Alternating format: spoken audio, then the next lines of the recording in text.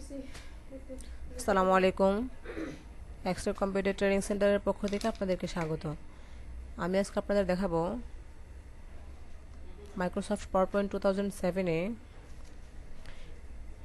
লেআউটের ব্যবহার। প্রথমে আমি মাইক্রোসফট পাওয়ারপয়েন্ট 2007 ওপেন করব।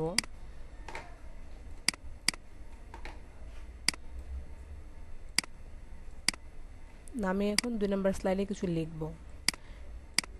এখানে নর্মালি লেআউট ইউজ করা না থাকলে লেখা যাবে না স্লাইডের মধ্যে। স্লাইডের মধ্যে লিখতে হলে বা কোনো অবজেক্ট অ্যাড করতে হলে অবশ্যই লেআউট ইউজ করতে হবে। আর লেআউট আনার জন্য home ribbon, slide group menu থেকে লেআউটের ডাউন বাটন। এখানে বিভিন্ন স্টাইলের বা ফরম্যাটের লেআউট দেওয়া আছে, যেটা পছন্দ বা আমার যেটা প্রয়োজন ওই লেআউটটা সিলেক্ট করতে হবে। এখানে লেখা আছে টাইটেল স্লাইড, মানে শুধু লেখা যাবে এই স্লাইডের মধ্যে। তারপর আছে টাইটেল অ্যান্ড কন্টেন্ট, এখানে লেখা যাবে, তার পাশাপাশি ছবি, টেবিল, স্মার্ট আর্ট ইত্যাদি অবজেক্ট অ্যাড করা যাবে। সেকশন হিডার, এখানে হিডার হিসেবে দুইটা লেখা যাবে বা দুইটা প্যারার মতো আপনি লিখতে পারেন।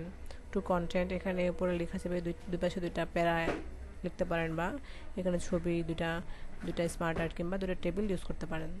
তো আমি আমার প্রয়োজন অনুসারে এখান থেকে টাইটেল অ্যান্ড কন্টেন্ট লেআউটটা সিলেক্ট করলাম।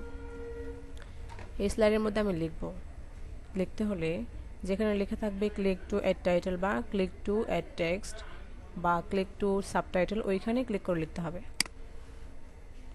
এখানে আমি লিখলাম এক্সট্যাগ।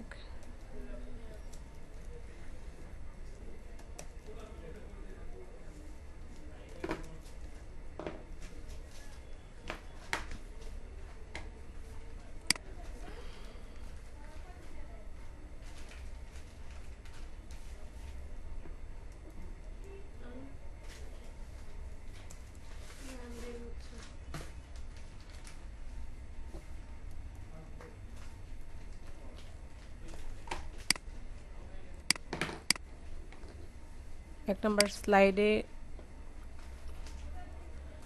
লক্ষ্য করলে দেখা যায় এখানে লেআউট ইউজ করা আছে। লেআউট ইউজ করা থাকলে নতুন করে লেআউট ইউজ করার দরকার নাই। এখানে আপনি চাইলে অনায়াসে লিখতে পারেন।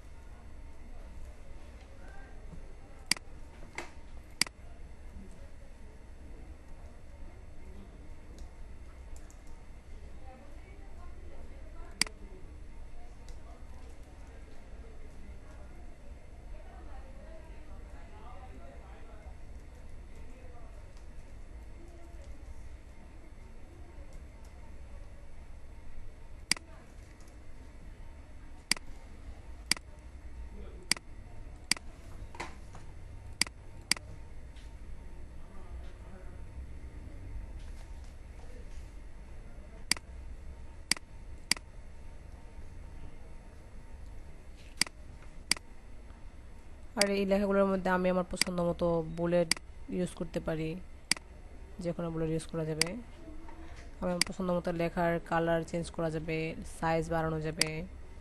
এখান থেকে সাইজ বাড়াতে পারেন, বোল্ড করতে পারেন, ইটালিক করতে পারেন, আন্ডারলাইন করতে পারেন, ফন্ট কালার চেঞ্জ করতে পারেন।